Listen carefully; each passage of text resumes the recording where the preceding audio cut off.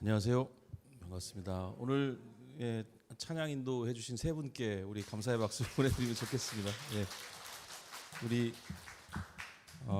우리 최민우 씨 처음으로 오늘 이렇게 데뷔하신다고 말씀하셨는데 오늘 좋은 출발이었던 것 같고 앞으로도 귀한 시간 기대하겠습니다. 굉장히 남자 둘에 여자 하나 조합은 처음이었던 것 같아요, 그렇죠? 예, 뭔가 교회가 달라지고 있는 느낌도 들고 그 남자분께서 피아노를 치시는 일이 있었나요, 우리가? 우리 운묵님이 가끔 연주를 하셨는데 예, 앞으로도 계속 이렇게 좀 좋은 조합으로 찬양할 수 있으면 좋겠습니다. 사실 예배를 우리가 하러 모였는데 예배는 사실 설교를 듣는 시간이라고 우리가 쉽게 생각하기 쉬우나 여기 와가지고 공부하는 시간이나 설교를 듣는 시간이 예배는 아니죠. 우리가 사실은 찬양하는 시간이야말로 우리가 하나님 앞에 나아갈 수 있는 정말 너무 좋은 시간이고 기회라는 생각 꼭 하셨으면 좋겠고 앞서서 예배하고 예배 시간이 시작되면서 찬양할 때 우리가 준비 찬양을 한다는 느낌을 받을 때가 많아요.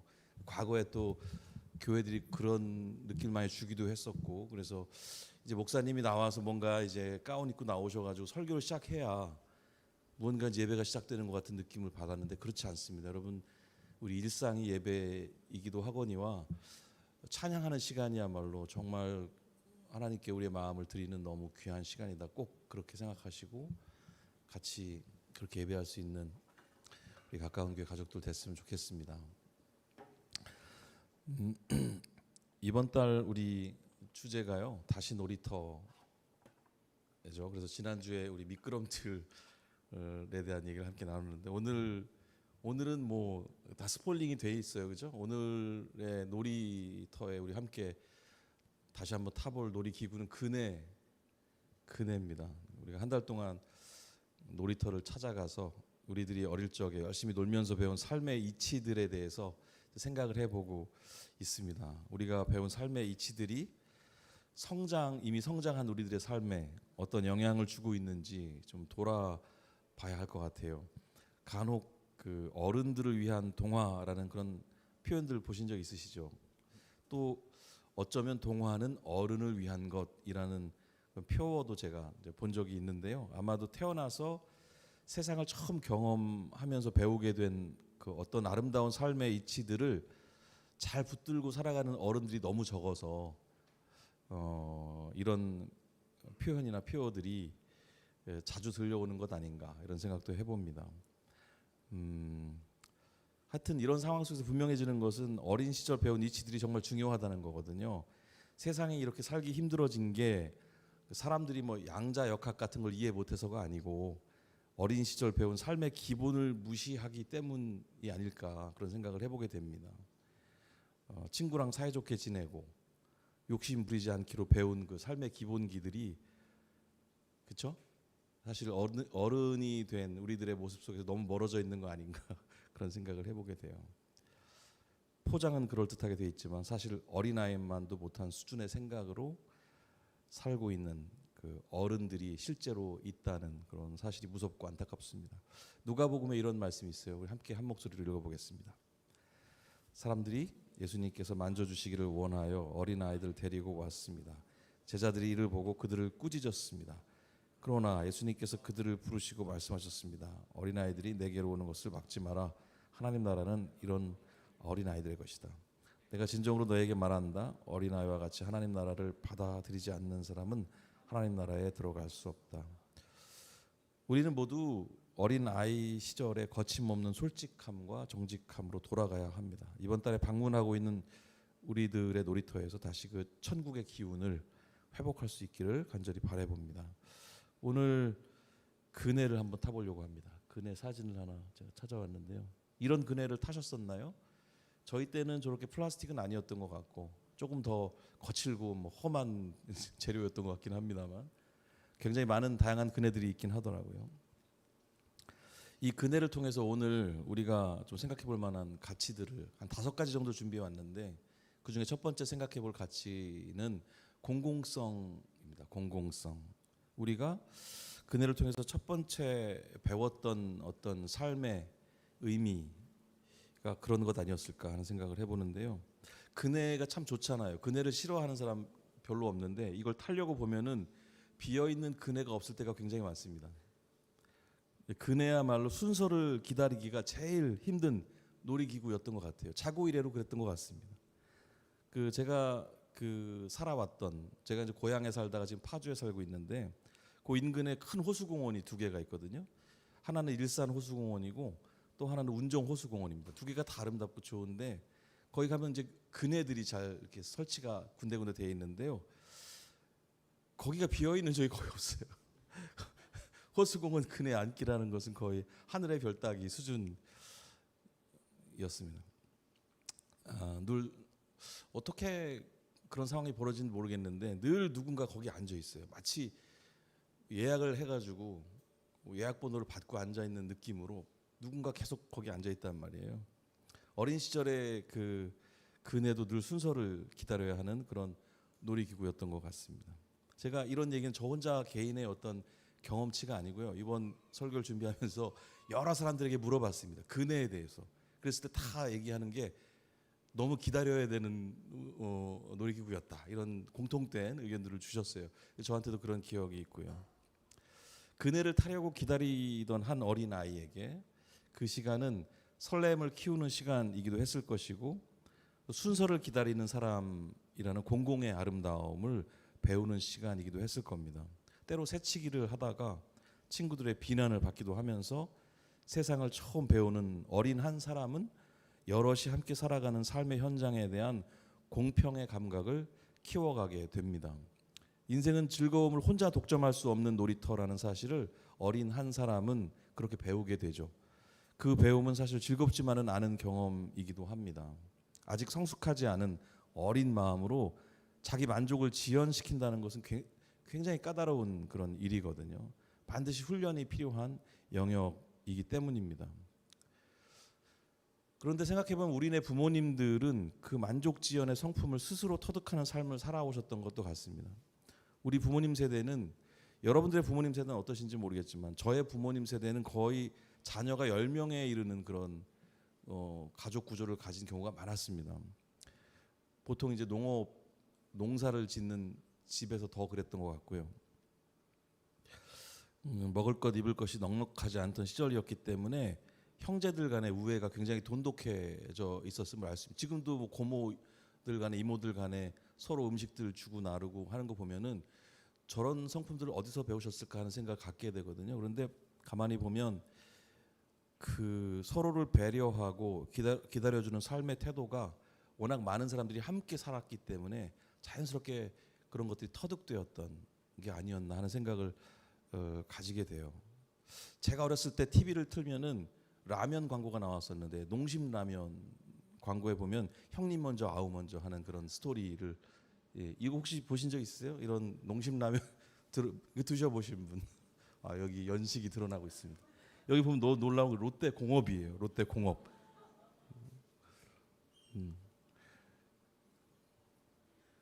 라면은 농심, 이거는 우리 가까운 교회 방향성은 아닙니다. 이거는 제 개인적인 그냥 어떤 발췌인 거고요. 아무튼 여기 안에 이 볕단을 서로 주고 나르는 그 형제 그 동화 얘기가 이제 배경이 되는 그런 스토리인데요. 아무튼 그 함께함에 대해서, 서로를 배려함에 대해서 당시 어떤 그런 문화들이 좀 많이 있었던 것이 기억이 납니다.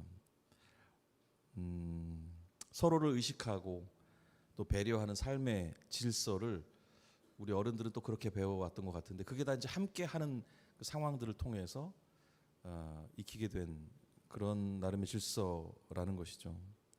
그런데 함께 사는 세상이라는 말은 참 멋지고 가치 있게 느껴지지만 사실 개인의 만족을 지연시키고 다른 사람들의 순서를 존중해야 하는 개인적으로는 굉장히 까다로운 의지를 요구하는 표현이기도 해요. 우리는 놀이터에서 내가 태어난 곳은 함께 사는 세상이구나. 그래서 나쁘고 또 그래서 좋구나. 이런 감각들을 느끼고 배우게 됩니다. 삶의 공공성에 대한 기초적인 배움이 여기에서 이루어지는데 이거를 잘 못 배우면 어른이 되어서 힘이 생기게 됐을 때 그 힘을 엉뚱한 방향으로 사용을 하게 되죠. 순서를 가로채거나 순서를 없애버리는 그런 폭력으로 그 힘이 왜곡이 됩니다. 우리들 사는 세상에 그런 어른들이 망쳐놓은 전형적인 예들을 수없이 찾아볼 수가 있는 장소가 되어 있다는 사실이 굉장히 안타깝죠. 신앙도 이런 흐름에 따라서 공공의 모드에서 개인의 모드로 교묘히 변경이 되어 왔던 것 같습니다. 그런데 하나님은 하나님 스스로를 우리라고 복수로 표현을 하시고 계세요. 함께의 개념을 이미 가지고 계시거든요. 놀랍게도 창세기에 그런 흔적들을 볼 수 있습니다. 1장 26절을 보면은 이렇게 써 있잖아요. 하나님이 이르시되 누구의 형상을 따라서? 우리의 형상을 따라서 우리의 모양대로 우리가 사람을 만들고, 하나님 당신을 표현하실 때 우리라는 복수를 쓰세요. 그리고 창세기 11장 7절에 보면은 자 우리가 내려가서 그들의 언어를 혼잡하게 하며, 이게 바벨탑 사건에 대한 얘기인데 그때에도 하나님은 당신을 우리라고 표현하시거든요. 예수님이 나실 것에 대한 예언이 있었는데 거기 나오는 예수님의 이름에도 바로 이런 우리 함께의 메시지가 드러나 있습니다. 우리들과 공동체를 이루시고자 하는 하나님의 의지가 그대로 나타난다고 말씀드릴 수가 있는데요. 마태복음 1장 23절에 보통 수태고지라고 얘기를 하는데요. 여기를 보면 이렇게 나와 있어요. 보라 처녀가 잉태하여 아들 낳을 것이요 그의 이름을 뭐라 한다고요? 임마누엘이라 하리라 하셨는데, 이를 번역한즉 하나님이 우리와 함께 계시다 합니다. 이렇게 돼 있어요. 우리들의 교회도 이런 공공성, 함께함을 기초로 합니다. 하나님의 형상의 함께의 의미, 이런 공공성의 의미가 있는 거예요. 공공성이란 단어의 한자를 좀 살펴보면 이렇습니다. 공평할 공자에다 함께 공, 성품성 이렇습니다. 공공성, 이걸 영어로 번역을 하면 퍼블릭이 되는 거예요. 퍼블릭. 이 퍼블릭이라는 말은 person, 그러니까 사람이라는 그 단어하고 뿌리가 같다고 합니다. 사람의 속성에 이미 하나님의 성품이 공공성이 숨쉬고 있기 때문에 우리의 신앙도 자연스럽게 이런 공공성을 바탕에 가져야 됩니다. 우리는 그네를 기다리면서 이 함께함의 가치를 배웠습니다. 함께한다는 것은 다르게 보면은, 여러분 생각해 보세요. 함께한다는 것은 어떤 의미일까? 이것은 여럿이 있기 때문에 무언가를 나누어야 한다는 얘기입니다. 그렇죠? 함께한다는 것은 결국은 나눈다는 얘기예요. 이것을 시간의 차원에서 생각을 해봅시다. 나눈다는 것을 시간의 차원에서 생각해 보면 무슨 뜻이 될까요? 기다린다는 뜻이 됩니다. 기다린다. 함께한다는 것은 곧 기다린다는 뜻이에요. 함께할 수 있다는 것은 기다릴 수 있다는 뜻이 되는 겁니다. 우리가 함께 잘 지내고 있어요 라는 말은 서로 잘 기다려주고 있어요 라는 말이 되는 거겠죠. 그 기다림이 개인적으로는 힘든 일이지만 함께하는 모두를 위한 아름다움이구나, 이런 것들을 우리가 배웠습니다. 그 아름다움은 이후 우리가 어떤 사회적 위치에 놓이든지 변치 않는 아름다움이어야 합니다. 우리가 그렇게 살아왔는지, 살고 있는지, 살아갈 건지 돌아봐야 하겠죠. 하나님의 형상으로 빚어진 우리는 그분의 모습을 닮아가야 합니다. 하나님이 성경 속에서 예언자들을 통해서 백성을 꾸짖고 계신 글들이 성경에 굉장히 많습니다. 예언서들이 보통 다 그렇거든요. 우리가 알고 있는 이사야, 예레미야, 에스겔, 다니엘, 이런 엄청난 그 예언서들이나 또 작은 예언서, 소예언서 12개의 소예언서, 성경의 구약에 보면은 예언서들이 너무너무 많은데요. 거기 하나님이 엄청나게 화를 내시는 글들이, 내용들이 많이 나와 있는데 우리가 사실 잘 읽진 않습니다. 성경을. 그 부분을 잘 안 읽고 목자시니 위로하시고 격려하시고 축복하시는 내용들을 좀 발췌해서 읽는 경향이 있지만 성경을 온전하게 통으로 읽다 보면은 거슬리고 힘들고 짜증나고 굳이 이런 느낌을 받는 내용들이 엄청 많습니다. 사실 함께 읽어야 되는 내용들이기도 하죠. 그런데 왜 하나님이 구약의 예언서에서 그렇게 화를 내시고 있는가? 가만히 그 맥락을 보면 공통적으로 사람들이 함께의 가치, 그 아름다움을 무시하고 있기 때문에 그러셨어요. 그 공공성을 무시하고 어떤 복을 독차지하려고 하는 사람들에 대한 분노, 그것이 예언서에서 하나님이 화를 내시고 있는 그 화의 내용, 근거였습니다. 궁금하시다면 읽어보세요. 제가 거짓 얘기하지 않습니다. 한번 꼭 읽어보시고 하나님이 왜 화가 나셨을까에 대해서 한번 연구해 보시기 바랍니다. 그래서 우리가 하나님을 기쁘시게 하는 삶을 살려 한다면 이 공공성의 가치를 우리 신앙의 근간에 두어야 됩니다. 개인적인 구원, 병고침, 마음의 위로, 축복, 장수, 풍요로움, 평안, 이런 것 같은 우리가 좋아하는 모든 가치들이 다 물론 의미 있지만 무엇보다도 우리 기독교의 기본은 함께라는 공공성의 뿌리를 두고 있다는 사실을 우리가 기억을 하셔야 됩니다. 우리가 누리고 있는 이 복음이 공공성을 만약 가지고 있지 않았다면 이 복음은 우리의 차지가 되지 못했을 거예요. 이 복음은 나를 넘어서 누군가에게 흘러가도록 설계가 되어 있는 아름다움입니다. 창세기의 복음의 공공성의 배경이 될 만한 말씀이 나와요. 오늘의 본문인데요. 이거 좀 같이 읽어보면 좋겠습니다. 여호와께서 이르시되 내가 하려는 것을 아브라함에게 숨기겠느냐. 아브라함은 강대한 나라가 되고 천하 만민은 그로 말미암아 복을 받게 될 것이 아니냐. 내가 그로 그 자식과 권속에게 명하여 여호와의 도를 지켜 의와 공도를 행하게 하려고 그를 택하였나니 이는 나 여호와가 아브라함에게 대하여 말한 일을 이루려 함이니라.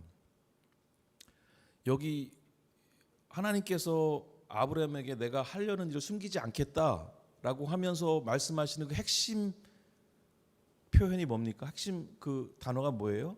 여기 보면 의와 공도를 행하게 하겠다.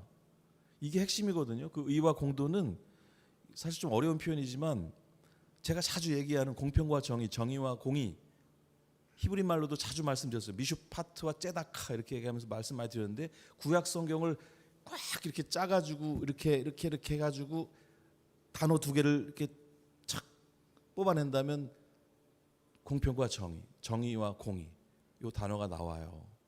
그게 그 가치가 몸을 입게 되는 것이 사실 예수 그리스도다. 이렇게 사실 얘기해도 틀리지 않습니다. 공평과 정의, 이것은 공공성의 가치를 지니고 있는 단어들입니다. 이 공공성이라 하는 것은 나를 넘어서는 일이에요.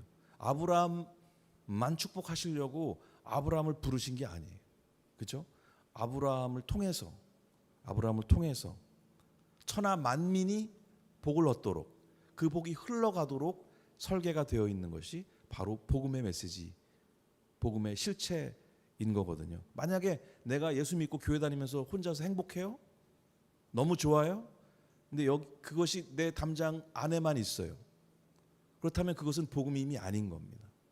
왜? 그 복음의 DNA를 갖고 있지 않은 거거든요. 그 복음의 DNA는 어떤 겁니까? 흘러가야 돼요. 타인에게, 나를 넘어서야 돼요. 나를 넘어서고 있지 못하다면 그건 복음이 이미 아닙니다. 교회를 다니든 안 다니든 상관없어요. 목사이건 장로이건 집사이건 아무 상관이 없어요. 그 복음이 나에게 갇혀 있는 순간 그건 이미 복음이 아닌 거예요.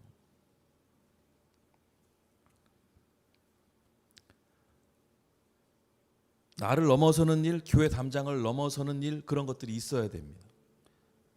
하나님이 아브라함을 불러서 하시려는 그 복음의 일이 모두를 복되게 하시려는 맥락에서 우리가 말하고 있는 공공성과 관련이 있다는 얘기고요. 그래서 우리는 우리 사는 사회 안에 우리가 가진 복음의 공공성이 드러나는 삶을 살아야 되는 거죠. 정직하고 솔직한 어린 아이들의 마음을 지닌 사람들이 복음을 나르고 있다면 공공성 너무나 당연히 드러날 수밖에 없는 가치일 겁니다. 그런데 역사를 보면은 아쉽게도 안타깝게도 그러질 못했던 것 같아요. 복음은 마치 반지의 제왕이라는 혹시 소설이나 영화를 읽거나 보신 적 있으신가요? 반지의 제왕 속에서 절대 반지라는 게 나오는데 그 절대 반지를 손에 쥔 사람에게는 이것 때문에 문제가 된다 해서 이거를 없애버려야 된다고 믿고 그 일을 행하던 사람들조차도 그 절대 반지를 손에 쥐는 순간 그 탐욕에 들끓어올라요. 그래서 이걸 어찌할 줄 손을 못 펴요. 그런 장면을 본 기억이 있습니다. 그 치명적인 탐욕 때문에 그 빛을 흘러 넘치게 하지 못하는 그런 상황이 되는 거예요. 그 탐욕 때문에 모든 걸 다 망가뜨리게 되는 겁니다. 그러니까 복음이라는 것도 마찬가지인 것 같아요. 흘러 넘치게 해야 되는데 자기만 가지고 싶은 욕망 속에 그걸 가두게 되는 상황이 벌어지게 되고, 성경의 역사가 어쩌면 그런 실패의 역사에 대한 기록이라고도 말할 수가 있습니다. 복음이 흘러가질 않았어요. 유대인들 세계 안에 가두어 두고 있으려고 했고, 그죠? 그 이방 세계로 그 복음의 빛이 흘러가기까지 얼마나 많은 희생이 있었는지 우리가 성경을 통해서 읽을 수 있지 않습니까? 그것도 사람들이 한 게 아니에요. 하나님이 억지로 그 상황을 만드셨어요. 깨뜨리고 무너뜨리셔서 흘러가게 하셨죠.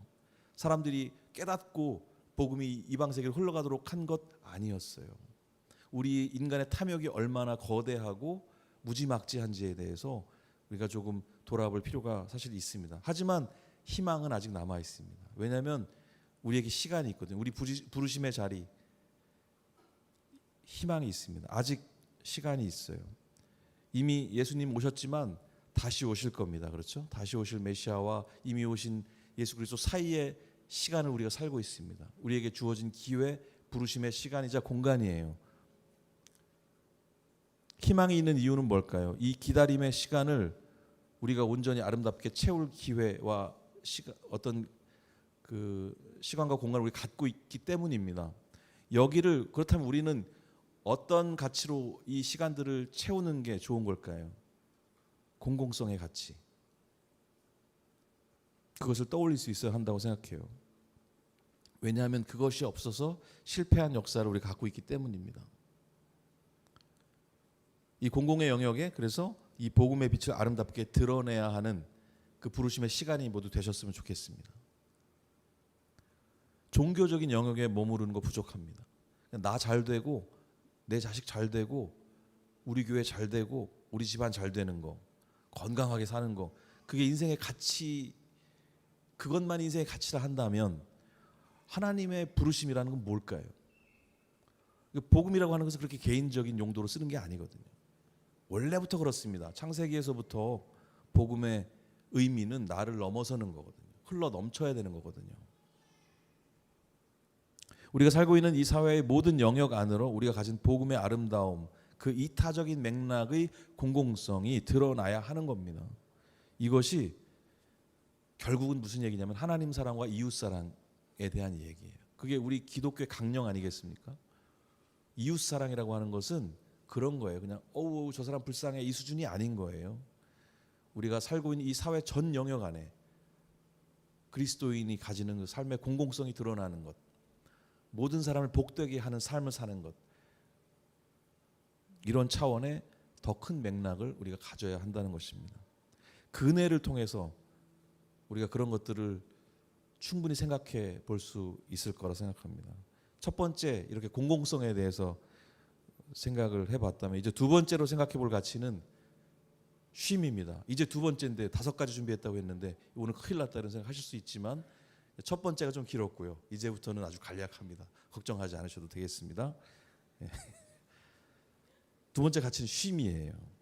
그네를 타고 싶은 마음은 쉼에 대한 소망과 연결이 됩니다. 드라마나 영화에서도 마음 복잡하고 쉼이 필요한 누군가를 등장시킬 때는 자주 동네 놀이터의 그네 장면이 등장합니다. 그게 다 의미가 있죠. 위로가 필요한 누군가 놀이터의 그네를 찾습니다. 어린 시절에 그네가 주었던 위로를 기억하면서 그네의 몸을 기대는 장면은 그네가 가지고 있는 이 쉼의 기능을 알려주지요. 그네 몸을 실었을 때 우리는 무언가에 기댈 수 있다는 그 위로의 느낌을 크게 받습니다. 수고하던 내 두 발을 땅에서 온전히 떼내고 온전히 몸을 맡기는 순간 우리는 비로소 그네를 즐길 수가 있습니다. 무거운 하루, 무거운 인생, 언제나 내가 힘을 주어야 살 수 있었던 시간에 닻이랄까 이런 것들 다 거두어드리고 그냥 몸을 맡기는, 바람에 몸을 맡기는 그런 느낌을 느끼게 되는 거죠. 그 기분을 뭐라고 말할 수 있을까요? 은혜로운 기분이랄까요, 그죠? 내가 무엇을 하지 않아도 움직이는 느낌 같은 거, 뭐 자유로운 기분, 이런 것들을 느낄 수 있게 되는 거죠. 어린 시절의 그네가 여전히 우리에게 지금도 주고 있는 큰 선물이라는 생각이 들어요. 마태복음 11장 28절 말씀 함께 읽어보겠습니다. 수고하고 무거운 짐진 자들아 다 내게로 오라. 내가 너희를 쉬게 하리라. 예수님의 말씀인데요. 수고하고 무거운 우리들을 오라고 하시죠. 그러면 우리를 쉬게 하시겠다 이렇게 말씀하고 계십니다. 우리는 그분께로 나아가서 쉬어야 돼요. 온전히 맡겨드리고 잠시라도 쉬어야 됩니다. 그러면서 우리의 근혜를 생각해 보자면 앞뒤로 움직이는 근혜의 운동 같은 것들을 그냥 쉬면서 즐겨야 되는데 근혜에 오르면 당연히 우리가 그렇게 하거든요. 근혜에 오르면 그렇게 우리가 쉴 줄 압니다. 우리는 근데 우리 인생에서는 근혜 타듯이 잘 그러지 못하는 것 같아요. 근혜에 앉아 있으면서도 두 다리를 땅에 딱 붙이고 몸을 맡기길 주저하는 그런 사람처럼 인생을 살아갑니다. 제가 그랬어요, 사실은. 이런 제 모습을 돌아보면서 오래전에 만든 노래가 하나 있습니다. 이게 2005년에 송정미라는 분의 앨범 Anytime Any Place에 수록이 된 곡이고 제가 부른 노래는 아니고 그분이 부르신 곡이라 제가 만들었지만 자주 못 불렀던 노래인데 오늘 한번 불러보려고 그래요. 제목이 내게 왔으니인데 되게 짧은 노래거든요. 순식간에 끝나기 때문에 딴 생각하다 뭐 끝납니다. 그러니까 한번 부르고 한 번 더 부를 건데 그때는 같이 불러주면 좋을 것 같아요. 마치 이미 알고 있었던 노래처럼 같이. 제가 진짜 쉴 줄 모르는 사람이거든요. 그래서 그걸 잘 못 배운 것 같아요. 쉬는 방법 같은 것들. 저 같은 분이 아마 있으실 거라고 생각을 해서.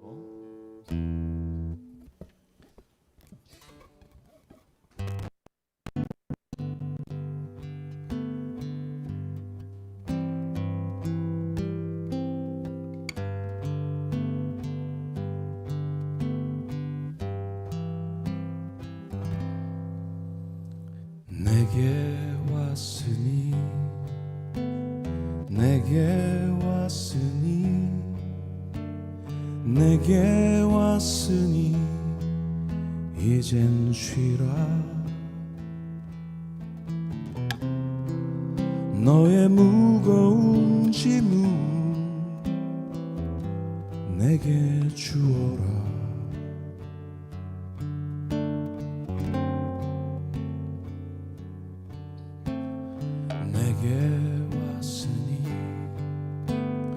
내게 왔으니 내게 왔으니 이젠 쉬라. 너의 상한 마음은 내게 주어라.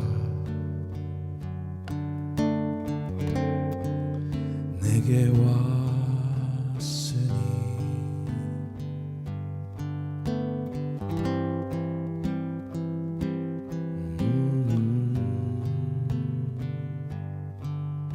우리 삶을 생각하면서 같이 한번 불러볼까요? 내게 왔으니 내게 왔으니 내게 왔으니 내게 왔으니 이젠 쉬라. 너의 무거운 짐을 내게 주어라.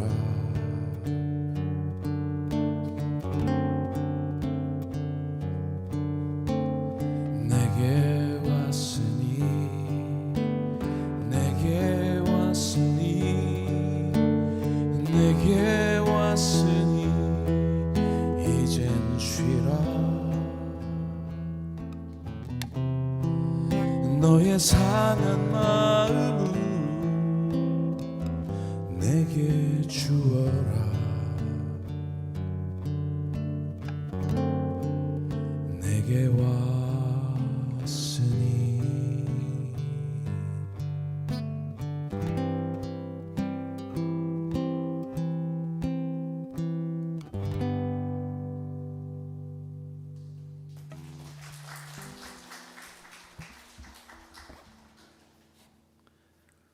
교회를 오래 다녔어도 근심이나 걱정이 생기면 우리는 우리가 믿는 주님께 자신의 삶을 의탁하지 못하는 모습을 보게 됩니다. 사방팔방 열심히 대책을 찾는 것이 당연히 우리에게 할 일이겠지만 그렇게 함과 동시에 먼저 우리는 모든 상황을 아시는 하나님께 모든 상황을 맡겨드리는 의탁하는 마음을 가져야 됩니다.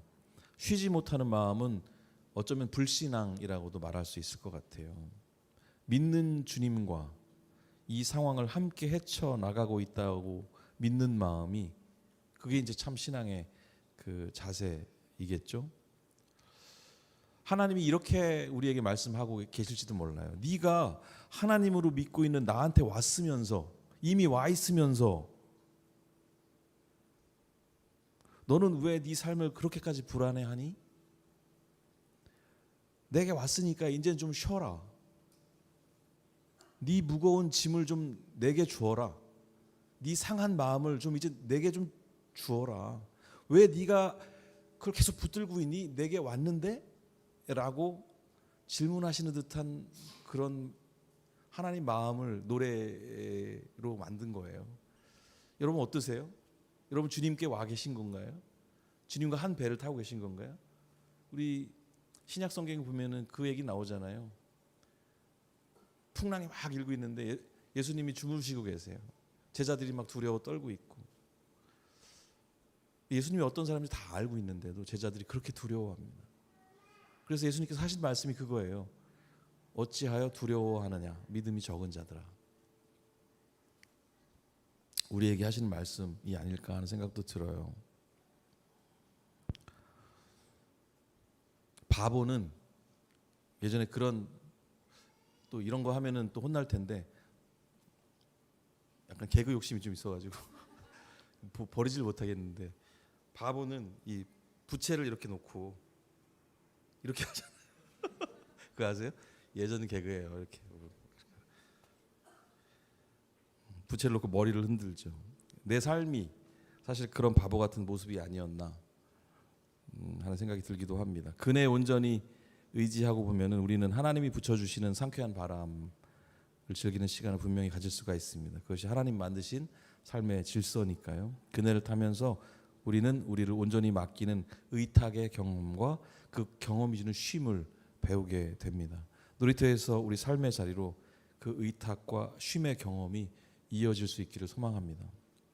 세 번째 생각해 볼 가치는 주고받기예요. 그네의 몸을 실었을 때 첫 느낌은 내 힘이 아니어도 움직인다는 느낌이거든요. 사실 그네라는 말을 들으면 밀어주기라는 말이 자연스럽게 생각이 나기도 합니다. 우리의 첫 그네는 누군가 밀어주기로부터 시작이 되었을 거예요. 엄마 아빠가 밀어주던 그네로 우리는 그네의 입문을 하게 됩니다. 제 딸 서한이도 그네를 타면 늘 하던 멘트가 있었는데 뭐였을까요? 아빠 더 세게 였어요. 여기 다들 육중한 몸으로들 앉아 계시지만 한때 거의 180도를 넘는 각도로 날아다니던 작은 소년 소녀들이셨을 거라고 생각을 합니다. 내 힘이 아니라 누군가의 밀어주기로 시작하는 그네였다는 사실을 기억을 하면 좋겠어요. 우리는 하나님과 이웃을 사랑하라는 계명을 받았습니다. 우리는 하나님과 이웃을 그 사랑하라는 계명에 대해서 어떤 오해를 갖고 있냐면 사랑을 주는 행위로만 이해하는 것 같기도 하거든요. 그래서 좀 부담스럽고 불편해하는 것 같기도 합니다. 그런데 나도 누군가의 이웃이라는 사실을 기억을 할 필요가 있어요. 나도 그 사랑을 받아야 할 사람이라는 거예요. 그렇죠? 그러니까 하나님께서 이웃을 사랑해라 하면 나만 온 인류를 사랑하라는 말이 아니에요. 그것은 온 인류의 사랑을 네가 받을 수 있다는 얘기입니다. 내가 그렇게 한다면. 그렇잖아요? 내가 몸을 맡겨서 올라탄 그네를 누군가 밀어주었다는 걸 꼭 기억을 하시고, 나는 한 사람, 한 개인의 만큼의 사랑을 줄 수밖에 없지만 내가 받을 수 있는 사랑은 온 인류의 숫자만큼이나 많고 크다는 사실도 꼭 기억을 하면 좋겠죠. 그네가 주는 또 하나의 감사와 행복이라는 생각을 해볼 수 있습니다. 네 번째 생각해 볼 가치는 즐거움의 힘이에요. 그네가 움직이기 시작하면 두 가지 감정이 함께 움직입니다. 그네의 움직임과 함께. 그게 뭘까요? 두려움과 즐거움. 이게 함께 움직여요. 새로운 높이에 도달하는 즐거움이 두려움을 이기잖아요. 그러면 그만큼 높이가 올라갑니다. 아직 두렵다면 높이를 조금 낮춥니다. 그걸 누가 조절합니까? 스스로 하게 돼요. 뒤에서 미는 힘이 물론 있지만 그 힘에 나의 움직임을 더해서 더 올라갈 수도 있고 움직임을 줄여서 덜 올라가게 할 수도 있습니다. 아이들의 경우에 그 그네 키보다 훨씬 더 높이 올라가는 애들도 가끔 보거든요. 성한이가 그러기도 했었어요. 위험해 보이는데 그 우리가 무시하면 안 됩니다. 오랜 시간 걔네들이 조금씩 두려움을 이기면서 학습해 나간 결과이기 때문에 결코 위험하지 않습니다. 거기에 대해서는 안심을 하셔도 될 것 같다는 생각이 들어요. 강압적으로 높이를 정해서 두려움을 극복하게 하는 방식이 아니고 스스로의 즐거움 때문에 걔들이 그러는 거거든요. 걔네들이 성격 이상한 애들이 아닙니다. 스스로 즐거운 게 좋은 게 뭔지 아는 애들인 거예요. 그 즐거움 때문에 두려움을 이기는 것들을 배워가는 거예요. 와, 내가 너무 무섭지만 이게 너무 즐거워. 새로운 하늘을 보는 거야. 이 높이에 도달하다니. 이런 즐거움이 있어서 그 두려움을 극복해가는 거거든요. 아름다움이 고통을 이기게 하는 경험들을 그네를 통해서 사람들이 하게 되는 거예요. 두려움이 없어지는 건 아니죠. 그대로 두려움이 있지만 새로운 높이, 새로운 하늘을 바라보는 즐거움이 그 두려움을 이기게 한다는 말입니다. 우리의 삶도, 그리스도인의 일상도, 하나님 나라의 영광, 그 아름다움을 아는 지식이 두려움을 이기게 하는 삶이에요. 하나님 나라를 아는 것이 그만큼 우선되고 즐거운 가치라고 말씀드릴 수가 있습니다. 우리는 그네를 통해서도 그런 것들을 깨달아 알 수가 있죠. 마지막으로 5번째 가치는 바람의 존재. 아까 바람에 대한 얘기를 좀 드렸지만 그렇게 그네 위에 몸과 마음을 의탁하고 올라서면 앞뒤로 흔들리는 그네 위에서 우리는 작게 일어나는 바람을 느낍니다. 아무리 바람이 없는 날이어도 그네를 타면 귓가에 조그만 바람이 펄럭펄럭 이는 것을 느낄 수가 있어요. 바람이란 말이 굉장히 재미있는데요. 뿌리는 다르지만 바람은 소망의 우리말 표현이기도 합니다. 보이지 않는 그 바람의 존재를 느끼게 하는 이 그네의 움직임은 하나님이 스스로의 존재를 이 바람으로 드러내시는 상황처럼 느껴지기도 해요. 하나님은 하나님의 영에 대해서 바람이라고 표현하시기도 했었어요. 푸뉴마라는 단어가 있는데 그 단어가 뜻이 바람입니다. 하나님의 존재가 바람 같은 속성을 가지고 계시기도 하죠. 바람이 없는 날, 하나님이 안 계신 것 같은 날, 그네를 한번 타보시기 바랍니다. 그 느껴지는 바람 속에서 푸뉴마, 그러니까 하나님의 살아계심을 다시 한번 확인하셨으면 좋겠어요. 꼼짝하지 않으면서 상황의 변화가 있기를 기다리지 말고 조금이라도 우리가 움직이면서 작게 이는 바람을 느껴보는 그런 소망의 기운을 느껴보는 우리들의 일상이 되면 너무 좋겠습니다. 마무리할게요. 오늘 다시 우리들의 놀이터 그네 앞에 서서 우리가 5가지 생각해 봤습니다. 삶의 공공성에 대해서 굉장히 중요한 얘기였어요. 또 쉼과 위로에 대해서, 또 서로가 서로에게 주고받는 사랑에 대해서. 나만 주는 게 아니거든요. 그렇죠? 그리고 두려움을 이겨내는 그 즐거움에 대해서, 또 살아계신 하나님의 존재로 인한 소망에 대해서 생각해 볼 수 있었습니다. 다시 한번 더 이 5가지 가치들에 대해서 깊이 생각해 보면서 그네를 통해서 배우게 되는 그 삶의 이치를 따라서 다시 한번 묵묵히 걸어나가는 모두가 됐으면 좋겠습니다. 함께 기도하겠습니다. 우리가 오늘 들은 5가지 가치에 대해서 오늘 혹시 마음속에 그 부분이 좀 더 크게 와닿는 부분들이 있으셨을 거예요. 우리 삶의 자리가 다 있으니까. 어쩌보면 가장 길게 얘기한 이 공공성의 부분이 제일 와닿지 않는 부분이었을 수도 있어요. 그래서 더 길게 얘기한 걸 수도 있고요. 또 쉼이 필요한 분들도 있을 거고요. 그 5가지 가치 중에 하나님의 부재, 하나님이 안 계신 것 같은 느낌 때문에 절망 가운데 있는 그런 마음들도 있을 겁니다. 내가 언제까지 이렇게 사랑을 퍼주어야만 해? 나는 누가 사랑해줘? 라는 그런 박탈감 속에 계신 분들도 있을 수 있어요. 어느 상황에 계시든지, 그러나 살아계신 하나님, 이 그네를 통해서 또 어찌 보면은 우리가 이미 알고 있는 그 삶의 이치들에 대해서 다시 한번 오늘 듣게 하셨는데, 묵묵하게 그 소망을 가지고 그렇게 살기 원합니다. 걸어가겠습니다. 다짐하는 기도, 하나님 앞에 나아가는 기도 우리 함께 드릴 수 있으면 좋겠습니다. 함께 기도하겠습니다.